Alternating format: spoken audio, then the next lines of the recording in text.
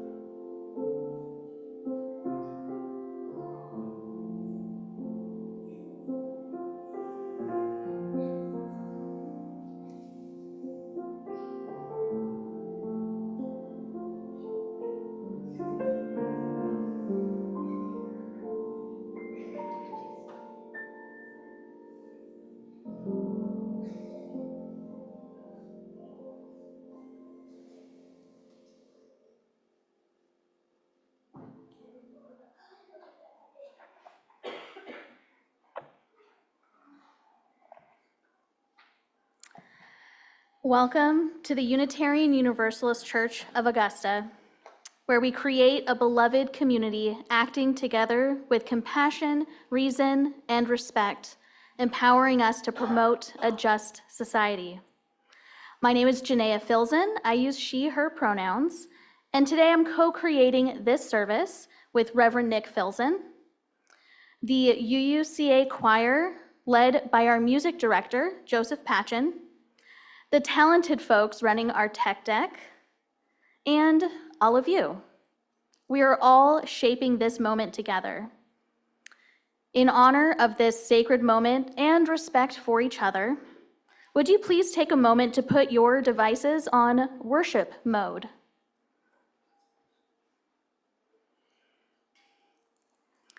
If you're a first-time visitor today, we encourage you to stop by the greeters table following the service to get more acquainted with the church. Our membership coordinator, Fern Smith, would love to chat with you. Here's Fern now. Would love to chat with you and find out about your interests. The blue card in the seat pocket in front of you can be a great guide for that conversation.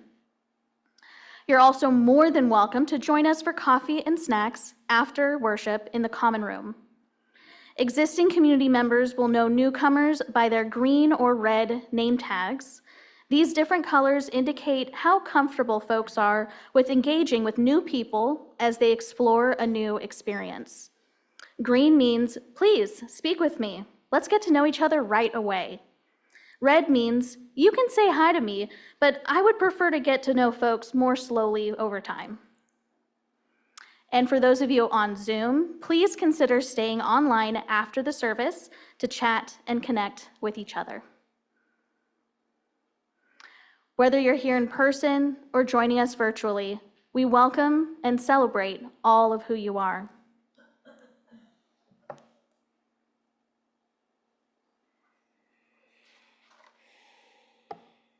Welcome, everyone. I'm Rev Nic Filzen, and my pronouns are he, him. Our words to light the chalice this morning are by Siddhartha Gautama, the Buddha, who said, "Thousands of candles can be lit from a single candle, and the life of the candle will not be shortened. Happiness never decreases by being shared."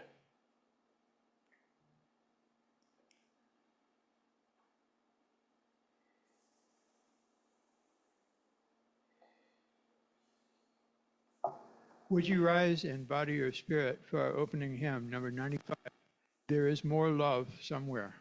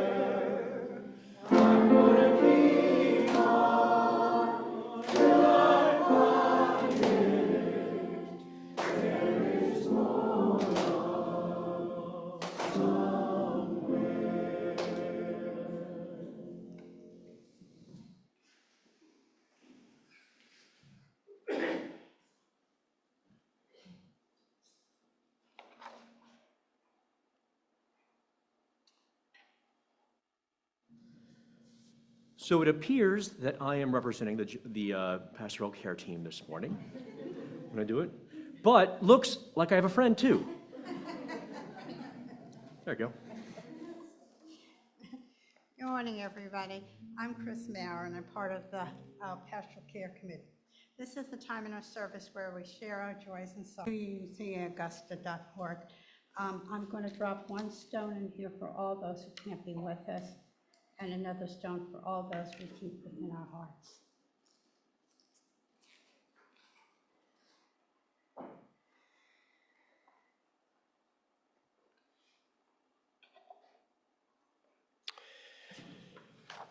I always appreciate these moments of sharing personal stories. Obviously, there's so much more that is on our hearts than just what was said today.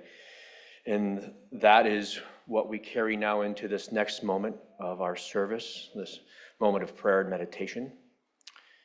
As we enter this moment, I invite you to get comfortable, get grounded, whatever that means to you. Perhaps notice where your feet are on the floor, if they are.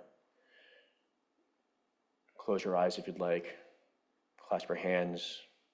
Whatever works for you to help you feel most present and most connected to this space and everyone in it. Please join me in the spirit of prayer.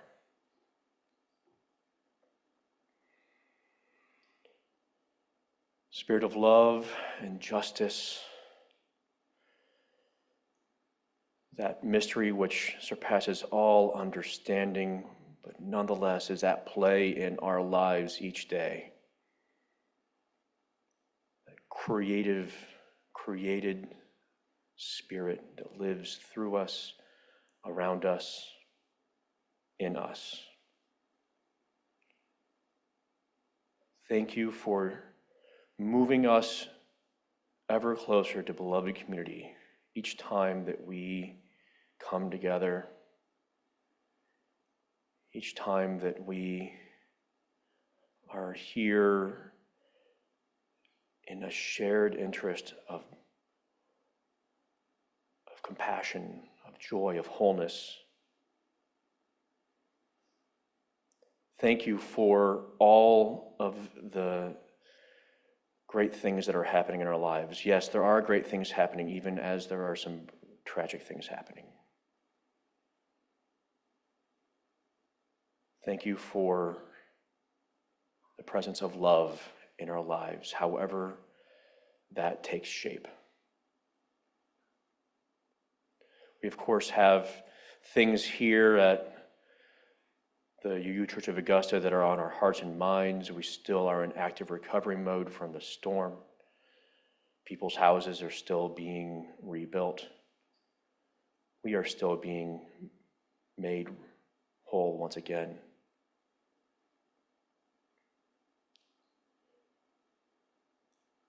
And there are so many things in this world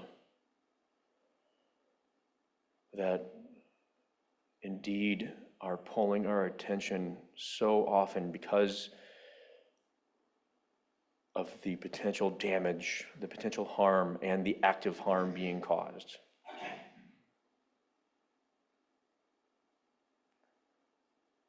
I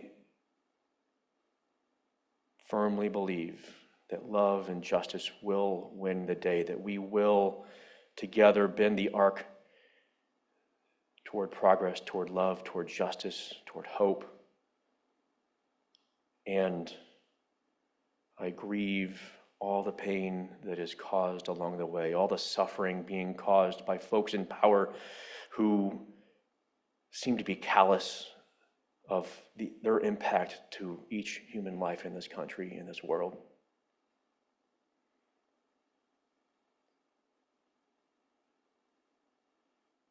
Love is being treated like a scarce resource, and it is not.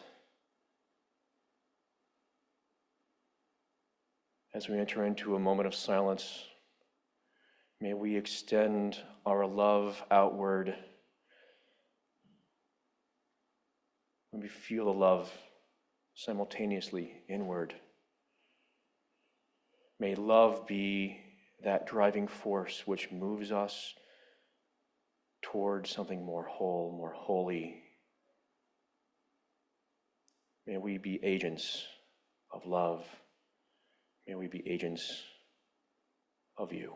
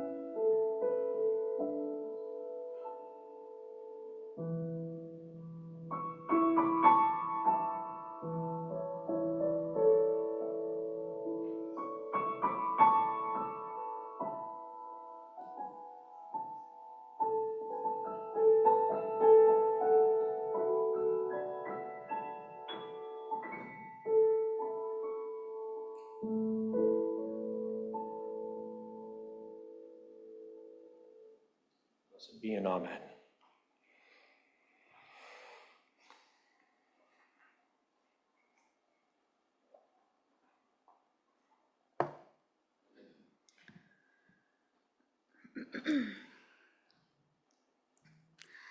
Later this week, we celebrate Valentine's Day. Something that I tend not to celebrate much because it feels quite a bit like an excuse to demand flowers and chocolate from your significant other, both of which gifts are nice. I'm definitely not arguing that. But the demands and the expectations often leave couples with mismatched experiences, not to mention leaving out many completely. It has often felt like a very rigid holiday, and definitely a holiday, not a holy day for me. Some people reject it entirely to celebrate Galentine's and other variations. But what I want to remember this year is taking things back to the beginning of my school days, when I would get that big pack of Valentine's cards and hand them out in class. Wasn't it exciting distributing and collecting so many? Some might have a personalized name, others might just be dropped in a bag to go through later, but the important piece was that everyone got one. That's the expansive Valentine's Day I want to celebrate again.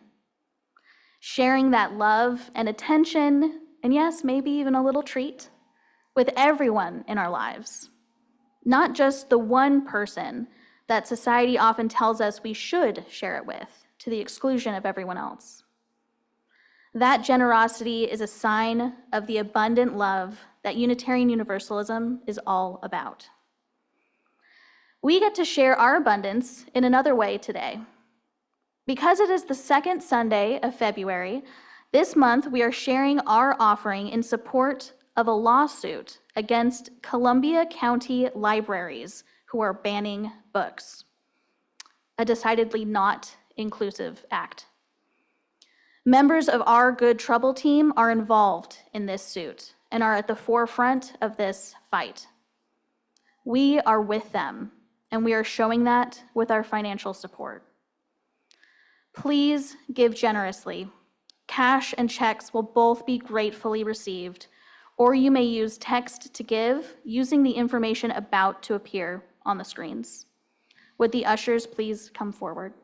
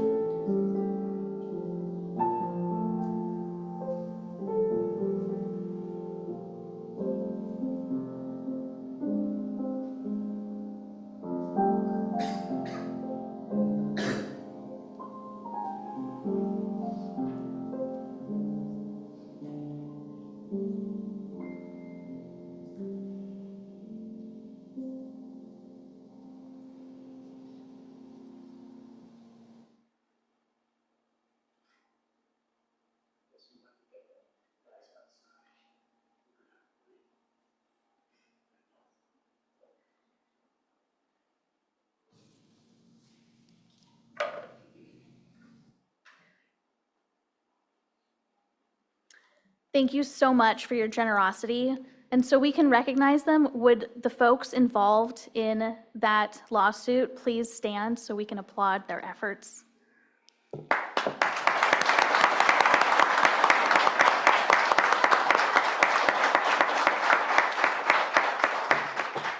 Thank you for the work you're doing.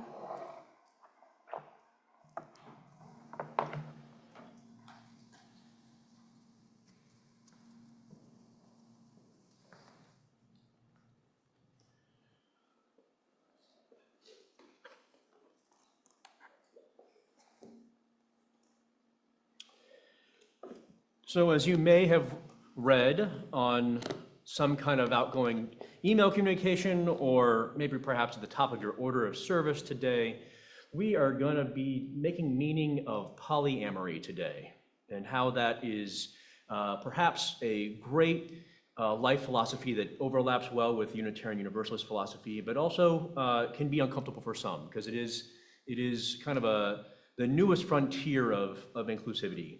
And because polyamory is, by its very nature, kind of complex and complicated and involves a ton of communication, it just made sense for this meaning-making to be done in dialogue today. So Janeya and I will be chatting about this, and I believe you have a reading you wanted to share to kind of get us started. Yes, so this is a reading from someone who newly discovers that they are polyamorous. And I think it kind of sets the scene for us a little bit as a jumping off point. Quote, "I'm totally head over heels for two people. According to this society's values, that's a problem. Most people in a similar situation would be thinking about choosing between two options, this partner or that partner. Because if you're not monogamous, you're either cheating or you're a slut. I'm here to tell you, it ain't necessarily so. I identify as polyamorous, meaning capable of and willing to have multiple romantic and sexual partners. I met one of my romantic partners, who I'll refer to as A for convenience. She lives over 1,000 miles away, so I wasn't really expecting to have an enduring commitment, but I found myself more and more drawn to her, and the feeling was mutual.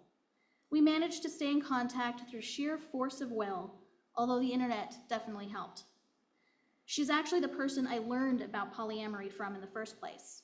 She is, and since I fell for her, I was naturally curious about that aspect of her life. So I talked to her about it a little, did heaps of Google searches, and I decided that while I felt fine about her having other partners, I didn't think I could sustain multiple romantic relationships. Though, as you can see, that changed pretty fast. My other current partner, referred to as D, is someone I've known for about 5 years now, and I've always thought he was a really nifty human being. About 6 months ago, I realized I had a ginormous crush on him. Both of my partners met a few months ago when A came to visit me. Neither of them was at all sure what to expect, but to make a long story short, they ended up falling in love with each other as well, which I thought was totally cool and kind of hilarious. We call each other girlfriend and boyfriend for convenience, although Dee and I have talked about not really liking many of the societal connotations of those words. When all of us are together, we're most often found in a giggling cuddle puddle, and the question, who gets to be in the middle this time, is often heard. The technical term in the poly world for three people all committed to each other is triad. We half-jokingly call ourselves the Hive.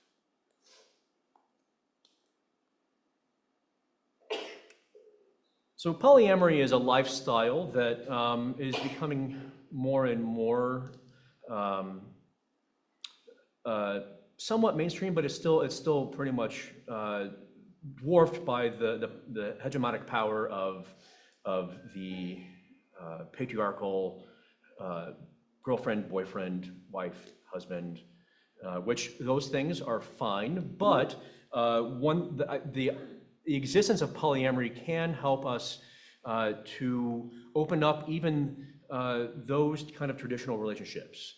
And and certainly help us to learn more about inclusivity as a practice. It's something that we're very interested in here as Unitarian Universalists, especially this month as we learn to live love even more fully through the practice of inclusivity.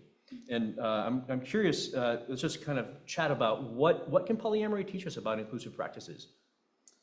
Yeah, so the thing that I think is interesting about polyamory is that there's no single way that people do it. There are as many different what are called polycules, just like a molecule can be configured out of any number of elements, having different sorts of bonds in different places in different ways.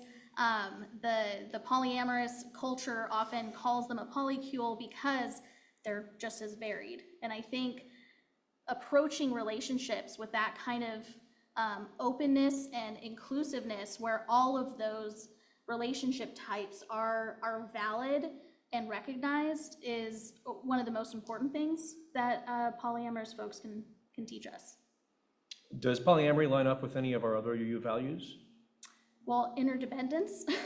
we are all connected in many, many ways, and so recognizing that friendships can blossom into more than friendships, that deep romantic love can exist with or without deep sexual intimacy.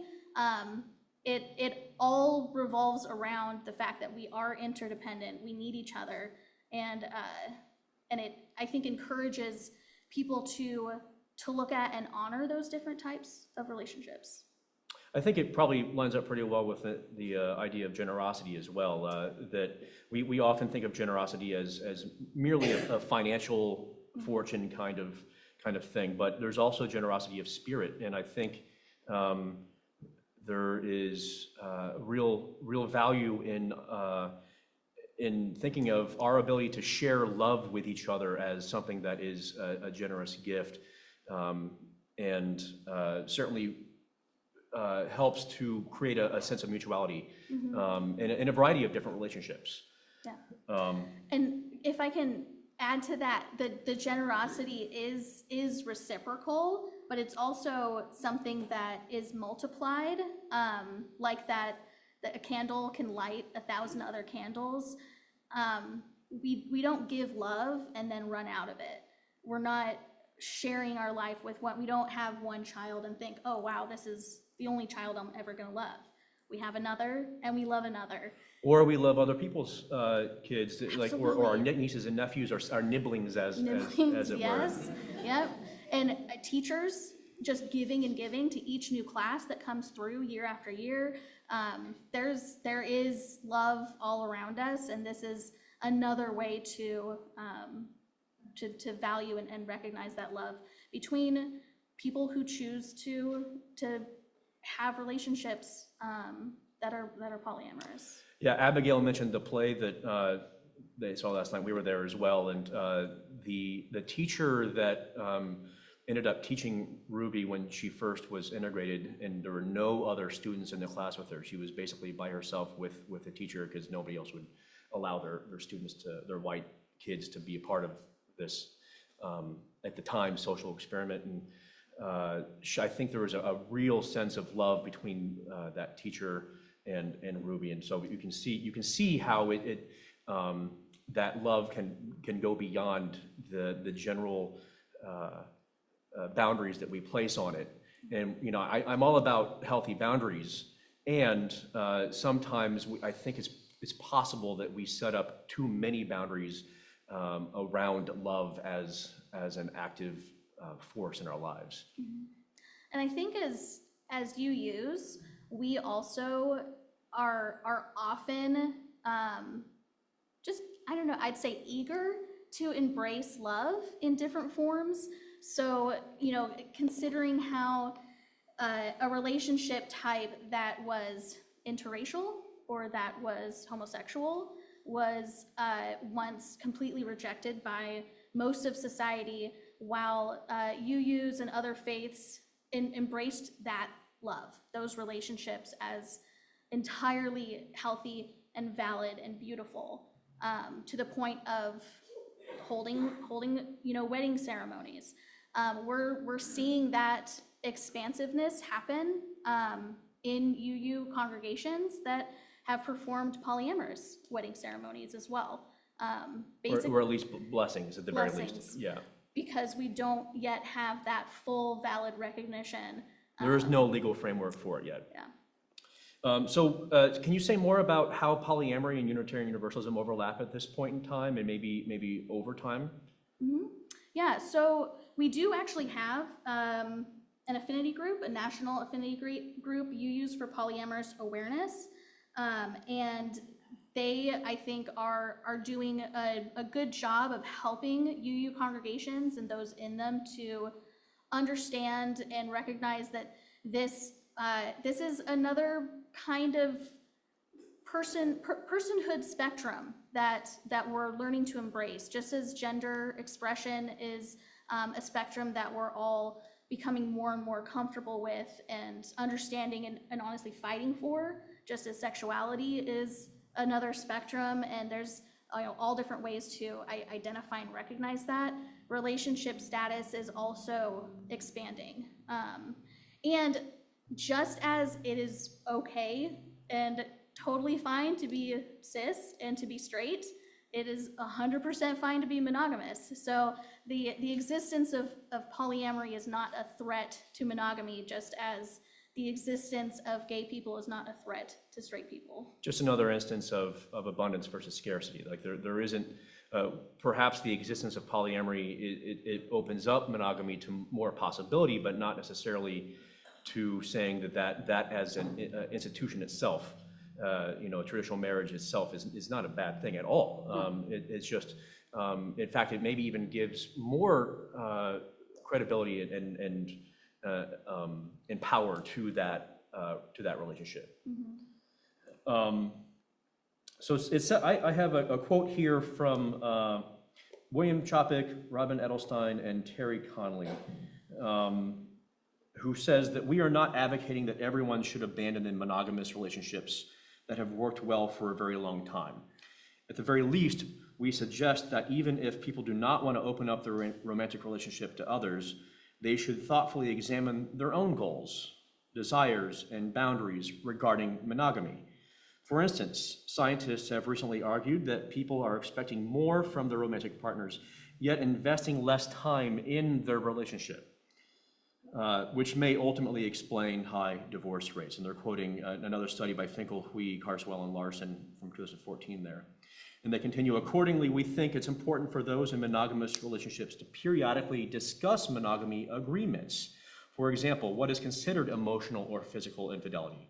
These conversations could thwart conflict associated with perceived infidelity. So it sounds like we could learn a lot about covenant creation from polyamorous relationships, and the ability to say clearly and have a clear understanding of the boundaries that you have. They may not be exactly the boundaries that everyone else has, but if you have that communication and that agreement, that promise, that sacred promise of what fidelity means, what loyalty means, what faithfulness means, then it could be helpful for any kind of relationship in which you're a part. And we have something like that with monogamous marriage traditionally involving exchanging vows. And I think that something that polyamorous relationships teach us is basically to exchange vows regularly, to have that conversation, to share, like, here's what I want to give, here's what I need to receive, and to never stop doing that with anyone that you're close to. And there's a recognition that jealousy is a real human emotion, a valid human emotion that we all experience at some point. But within polyamory, the existence of jealousy is not a thing to necessarily fret upon, but it's just an opportunity to explore more deeply why those feelings are coming up, and to perhaps even lead into a heightened state of emotional intelligence, like internally and within your relationship. So polyamory does not disclude the existence of jealousy. It just kind of celebrates the chance to grow within it. And speaking of celebrating, there's a term that I learned in the research of this content called compersion. Has anybody ever heard that word before, compersion? Only a few hands. So you're in, compersion is COMPERSION, compersion. So it's a really cool term. Janeya, you wanna give us the definition? Yeah, so compersion is feeling joy and happiness for someone else to experience that joy and happiness. It's often recognized as almost an opposing force of jealousy, where you have a different reaction than jealousy, right? If someone is receiving joy and happiness and pleasure and comfort from someone else, you think, oh, wow, that is fantastic. I love that they're experiencing that because I love them. So it's a very different, and again, that we keep coming back to that word of abundance, where someone receiving that from someone else doesn't take away from what they receive from you. It just adds more joy and more happiness to the world. And I can't relate this clearly enough that within loving relationships, we often understand fairly innately that we can have multiple friends, right? That the notion of having, oh, I have a friend, I've got to stop there, kind of sounds a little bit strange, right? Or I have 2 kids, but I can only give my love to one of these kids at a time. I can't share that love with both kids simultaneously. And so I think that's another thing that the kind of the philosophy, the theology of polyamory can help us understand, is that our love can extend beyond the one individual who has our complete heart for now and forever. Even if we don't have erotic or sexual relationships with other people, the understanding that we can share some kind of love is still a very, very powerful spiritual thing for me. Yeah, love and commitment, right? It goes into that that place of being committed to each other, of, again, that covenant, saying this is what I want to do for you because it brings me joy, and here's what you do for me because it brings you joy, and together there's just more of that joy. And I now that we're kind of heading into the spiritual element of this. We talked about this being a theology of sorts, this being a philosophy of sorts. You found a poem by John Milton from Paradise Lost that you wanted to share. Yeah. That will kind of lead us into our last little bit here. Yeah, so interestingly enough, a Puritan poet, right, writing Paradise Lost, but his interpretation of heavenly sexuality is like, it's polyamorous, it's polymorphous, and it's very queer, and I loved this. For spirits, when they please, can either sex assume, or both. So soft and uncompounded is their essence pure, not tied or manacled with joint or limb, nor founded on the brittle strength of bones, like cumbrous flesh, but in what shape they choose, dilated or condensed, bright or obscure, can execute their airy purpose, and works of love or enmity fulfill. Is that lovely? Yeah. Just to be clear, Unitarians were also basically Puritans. So we're when they first got here, it was the same group of people. Yeah. So talking about the theology of polyamory, in what world religions do we see polyamory become a theology, and whether it be mainstream or not? Well, I mean, I certainly think of Christ as a bridegroom to the church, feeling a very monogamous one person, one entity connection. But when you actually read into the text and understand what they're saying, it's a personal relationship, which means Christ is quite polyamorous. Yeah, Christ loved everyone he met, whether whether they were a working gal or whether they were a tax collector, which was kind of a nasty thing at that moment in time. Some would say it still is. I don't, but I think there's a real example of how one can spread love infinitely from the story of Christ and the existence of that exemplar. So there's one of my favorite shows ever is The Nun. I'm blanking on the name. Of course, if you know me, I forget the name of things and it's just gone. But it's basically the story of this nun who is able to meditate and go into a space where she is in relationship with Jesus. And she discovers that basically everyone can do this. And that actually the existence of nuns at all, every nun is married to Christ, right? So even the existence of that institution is very polyamorous by its very nature. And so this notion of being able to have an intimate relationship, a personal intimate relationship with whatever is the divine for you. And for me, the divine rests in each and every one of our souls. And if you don't believe in soul, each of us is divine. Each of us has the sacred in us. And because of that, each of us is owed abundant love. And we often think of love as a scarce resource, don't we? And as Unitarians, as Universalists, who by the very nature of universalism, everyone is granted the love of divine.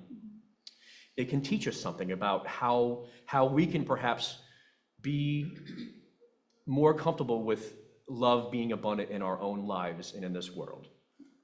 And I think that is one of the most important things to remember, is that something doesn't have to be right for you to be right for someone else. So that love that someone else experiences is not taking away from your love. And so, cultivate a little bit of that compersion and be excited for folks who find that. At the very end of the day, if you're not celebrating love, if you're putting a stop to love in any of its forms, maybe that isn't what we are called to do and to be as Unitarian Universalists. Maybe we are called to promote and celebrate and affirm any form that love takes. And as we go forth into our lives, I invite each of us to explore what that means for us. And especially in this moment in history, in this moment in our country, any additional love can only be a good thing. Thank you for the conversation.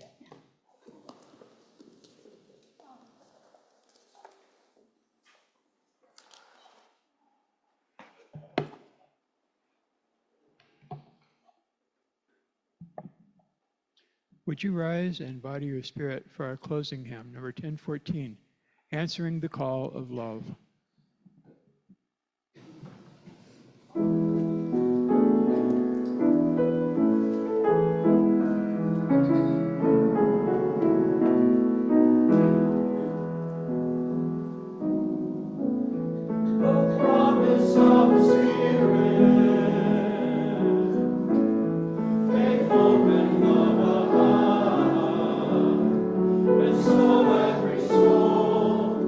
Blessed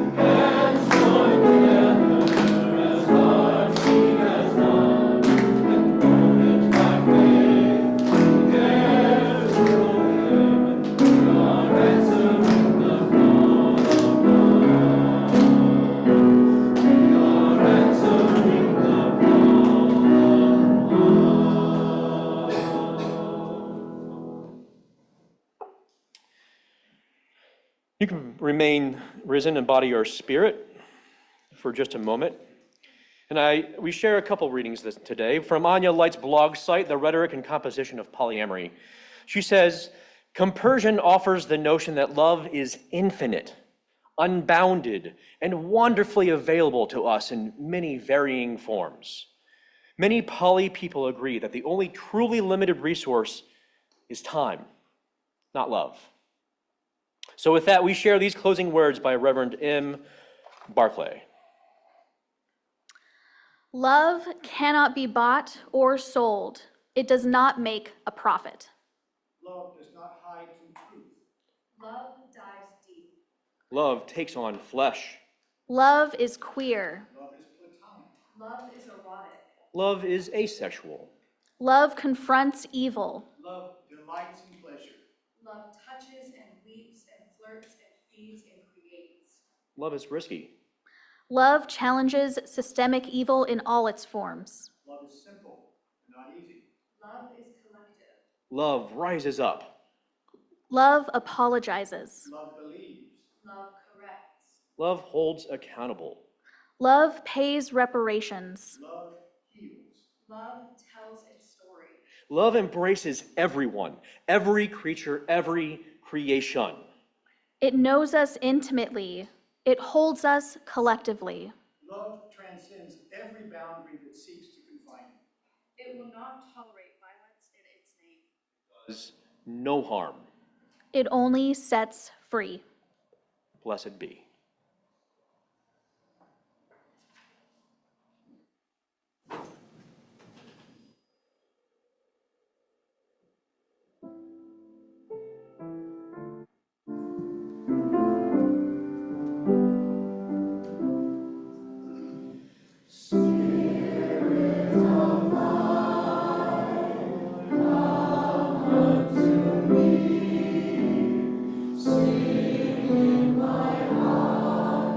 Always